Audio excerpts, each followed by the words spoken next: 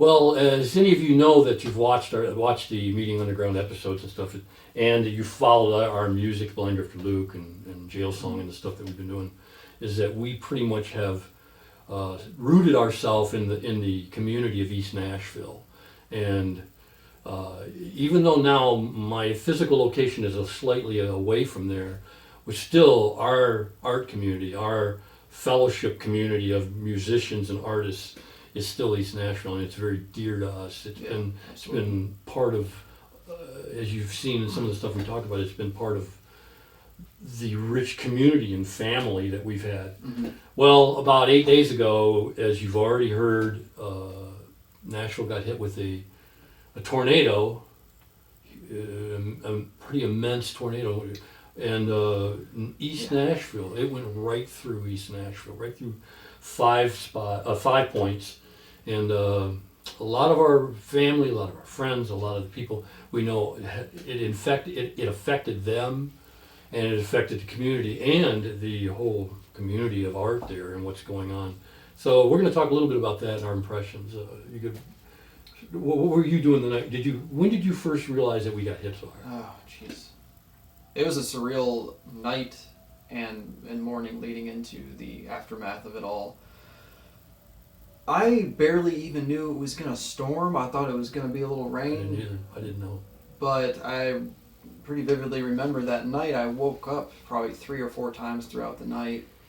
At first, just because of dreams or whatever, but then the next couple times I woke up, I heard strong winds and I heard lightning. And did you get the phone alert?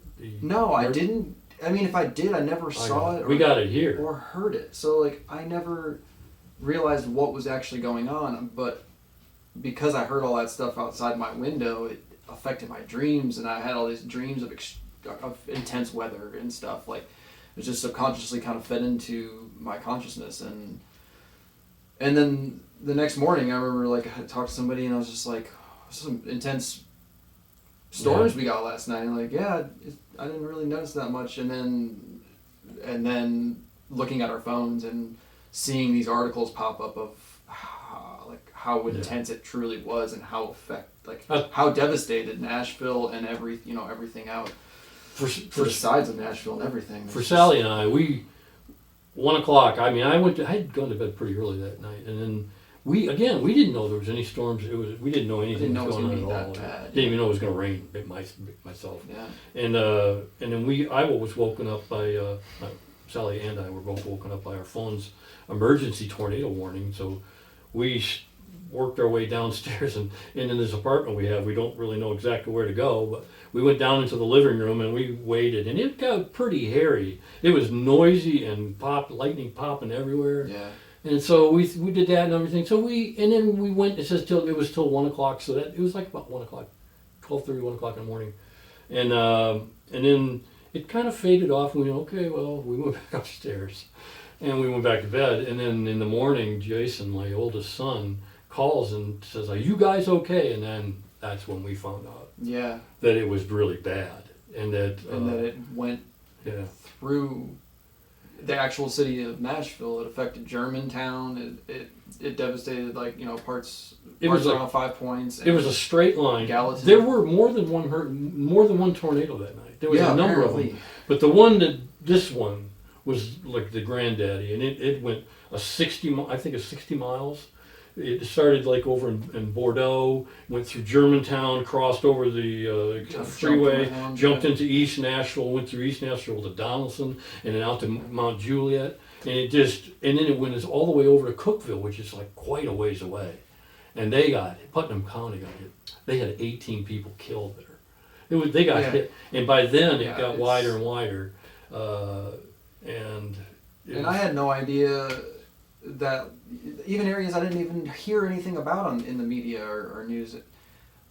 I've been doing that job in out towards Lebanon, and driving out there the last couple of days is even after I heard all the facts and I've seen stuff in town, and I've heard about specific spots in Nashville itself that were hit. Driving out to Lebanon these last couple of days, is even more eye-opening Yeah. because you see a direct path of this thing that just It was tore through home. Like almost every house out there has a tarp on their roof, so they're tearing, just completely obliterating gigantic warehouses, semi-trailers torn apart. Like it's just intense to see that kind of destruction. And at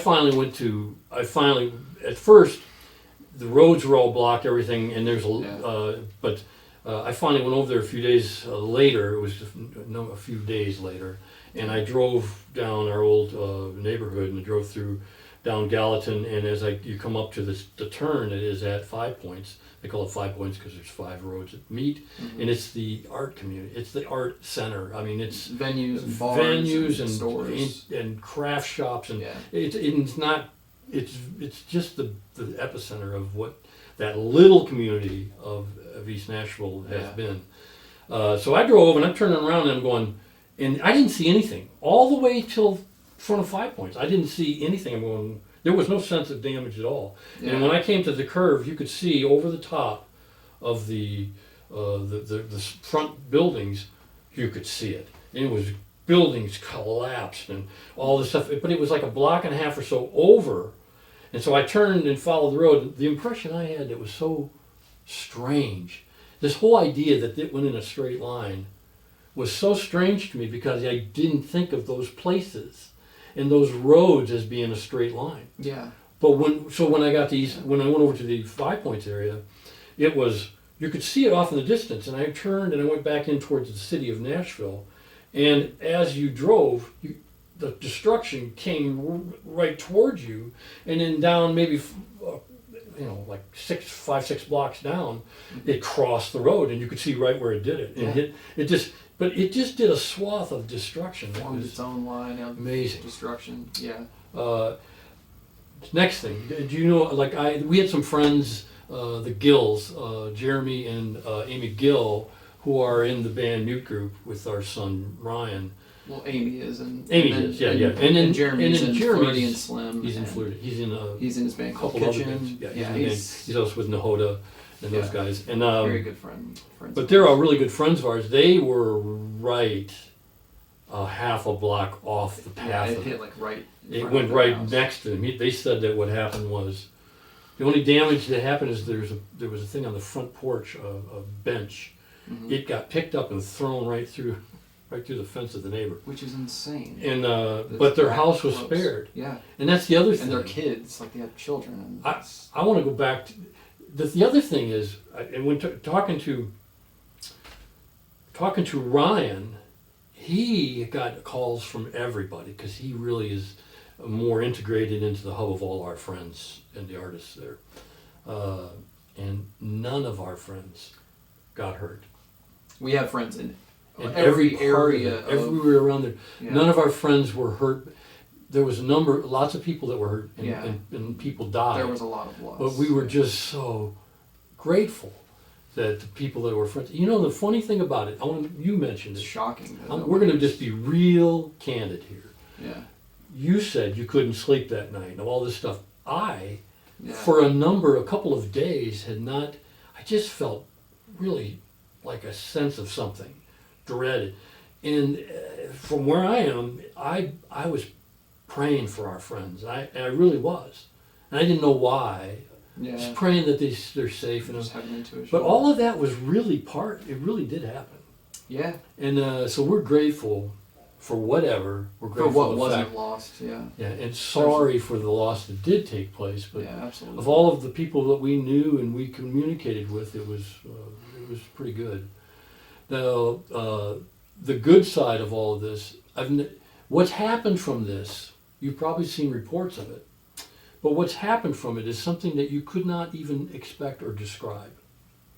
And it shows, it shows a lot of why Nashville is what it is, and the response from day one was thousands of people going to the places and helping. Mm-hmm. Thousands of people helped. There were people coming in and helping move stuff out of yards and all this, and all across the whole area. Across the, it's funny because they call Tennessee the volunteer state. I never. It becomes pretty It really is. self-evident It's exactly what happened. Yeah, when The amount of love that poured out from people, practical things people doing, was overwhelming. yeah, absolutely Overwhelming. It's been overwhelming. I heard it to the degree that I saw somebody post a story of one of the contractors of the federal contractors that come in of the nation that come in to help devastated areas like this, and that they said they came in to start doing their job and realized by the time they got there that a large portion of what they were there to do was already done. Just and by, they said by people they coming. and the person that's talking says these people I work with do this all over the country, and they said they've never witnessed anything quite like this to this degree. Well, the last time we got, not to brag, but like, it's just incredible. And the people, the people of Tennessee and the people of Nashville, for the most, there's some creeps. Everybody's got creeps. But for the most part, just they're like the salt of the earth. You know, it's like I have a religious background, which. I was involved in ministry and mission work and all this stuff years ago. What we all wanted to see was something what we would call like a renewal, a spiritual renewal of things. There's nothing more demonstrating of one than what's happening right now. Yeah. People just showing love and selflessness. But yeah, it's been amazing. And it's been very amazing. Yeah. Now there are things. I want to hit a couple things. One is the Bowery Vault, which is some of you know that have followed my stuff, is that I'm one of the hosts there, so I'm kind of one of the few people that are like a central part of what's happening in there. But yeah, we Vero and Emily run the place, and that's where we do the In the Vault, and that's where I do the hosting of the live writers' nights. They just put out a thing, and this is some of the things that have been out good is they're taking donations. They've welcomed people to come in that were homeless, that they would feed them and do what they can do. They also are giving a percentage, and I forget what it is, a percentage of everything they sell this month is going to help those that are hurt. And there's been lots of them. Yeah, there's been a lot of people doing that kind of stuff and putting on concerts for all proceeds going to. Go ahead. There was another one, the big one, just 2 nights ago, huge, and they raised a lot of money. Yeah, Dan Auerbach and Brandy Carlisle. And then the night before that, Bob Weir and the Wolf Brothers, who are Don was a producer. I met him years ago, but those guys did a live thing at Ryman, and they turned it into a benefit. And then there's like the Cookeville Hospital. In Cookeville is not charging anybody that was hurt, anybody at all. There's people that are buying off mortgages. There's people that are just the community doing at the levels that they can do is amazing. Yeah. If you want to be involved or you want to help, this is not what this is about, but I want to let you know there's an organization called the Community Foundation of Middle Tennessee, and it's www.cfmt.org. They are the go-to place if you want to donate financially, and it'll go to it's a reputable place that'll go to the best use of the money. But we want to give that. CFMT.org, we'll put it on. And there are a couple other organizations. There are other ones too. That are very, I'm sure Red Cross, a bunch of them are doing so. Hands on Nashville or something. But if you know, I just put this one down because it seemed to be one of the ones that everybody's talking about. So. Yeah, absolutely. But anyway, it's been amazing. Yeah. So a terrible, horrible thing that has a big silver lining around this storm cloud. It's been something else. It's just nice, in such devastation and catastrophes like this. It's just the only good side of it is that it does give, it's an opportunity for people to show who they really are, and it's great to see that our friends and friends of friends and this whole entire community, when put to the test, all showed signs of great selfless love, and it's heartwarming. And like, we're not experts at any of the technical side and any of the data of what's happening. We don't want to send any misinformation about stuff. But actually, we are just overwhelmed and we're thankful. But we're going to do a second part of this because right on the heels of this, now everybody's experiencing this. coronavirus issue. Now, when I talked to Jonnie and I wanted to get together and do an episode here about these two issues, we're basically looking at it from the perspective of the art community, our friends, people like in the art area and stuff.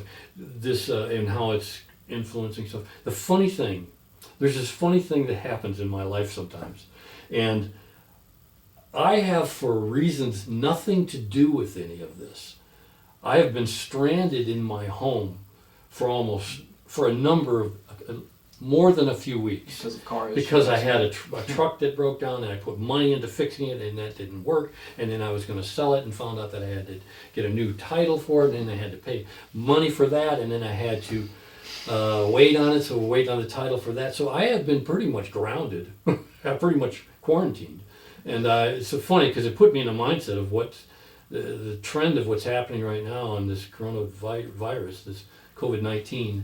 Just entering. I mean, it's obviously been devastating. Yeah, it's been hitting for quite a while now in other in other continents and stuff. And it's funny just because now entering Tennessee as in the last week. Well, even today, there's been a number of things, and we'll go into that in a minute. Yeah. But the thing I was going to say was a lot of my friends, a lot of our friends, their survival,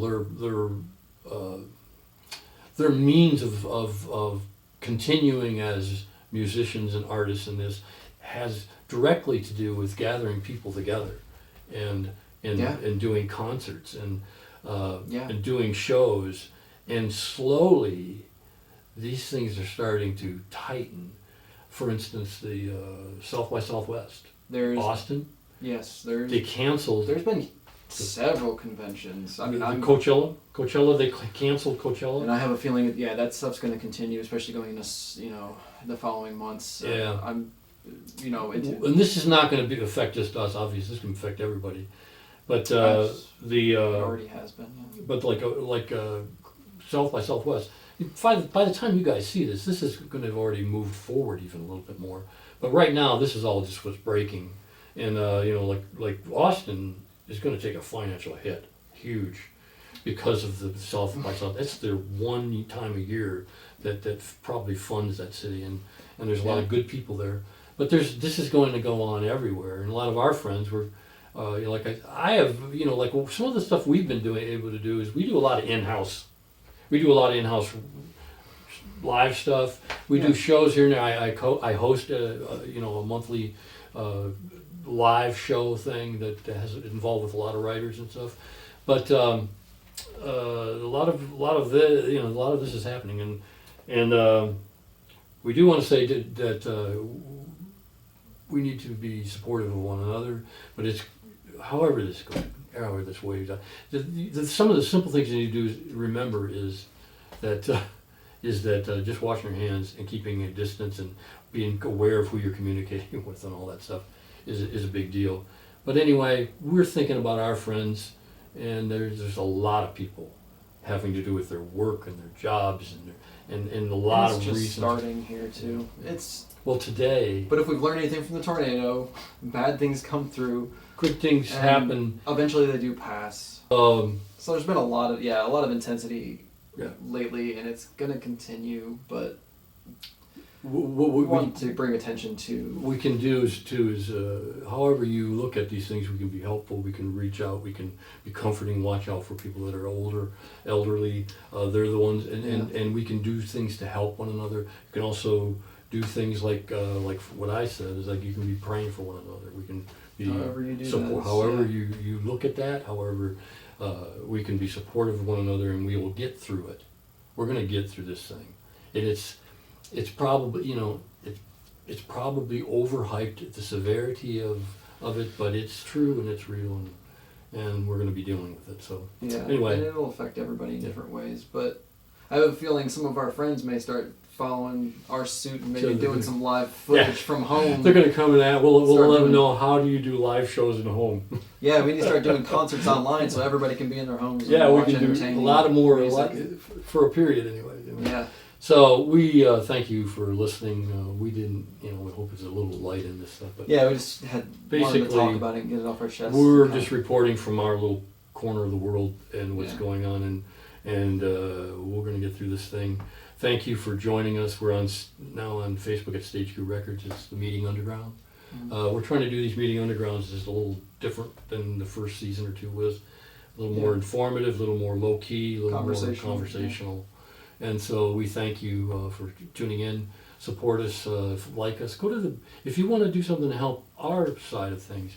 If you're a friend, like our pages, which is Stage Crew Records. It's on Facebook. Like us, follow us. Also, Blind Drifter Luke. And also, if you want to see some of the music stuff we've done, we've been using the hashtag Blind Drifter Luke, hashtag Stage Crew Records, hashtag Jail Song, which is how I've been More doing solo stuff. Yeah. It's those hashtags. If you go to any of those hashtags, and we'll put them on the screen, you can instantly go to all the posts and stuff that we've been putting up for a while. Live performances and some experimental stuff we've been doing. So we really appreciate your support. The support. We're gonna show a video, a recent video that we just put together. Jonnie and I worked on the song after I had written it and stuff. We did a studio version and we did a live version that we put around, a Blind Drifter Luke version that's been making the cycle. And a lot of people have been seeing it and commenting on it. But the name of the song is Garden Gone. The name of this video is Garden's Gone Industrial. It's a gospel song, but it's got a little tweak of humor to it.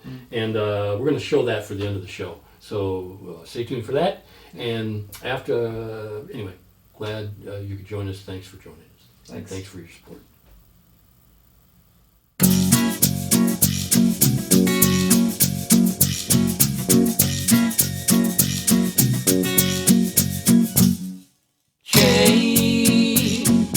Rattling so loud, sky lost behind the clouds. Gone, it's gone. Rain, torrents to the ground, clay left you sinking down. It's gone. It's gone. From a tree love's God's lost, short flame God's away. Puppet strings left dangling down, each turn his own way. Garden gone. Days, fruit thrown to the ground, naked, inwardly been found.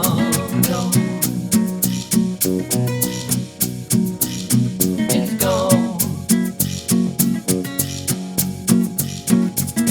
From a tree love's garden lost, sword flame guards the way. Puppet strings left dangling down, each turn his own way. Garden gone.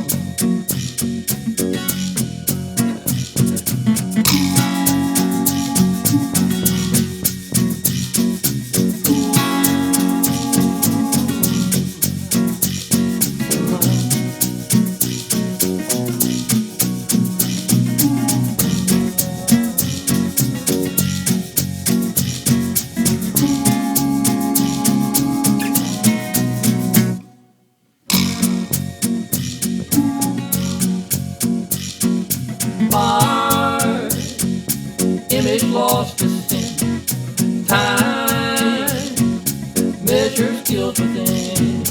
Gone. It's gone. High finger points away, die in that garden day.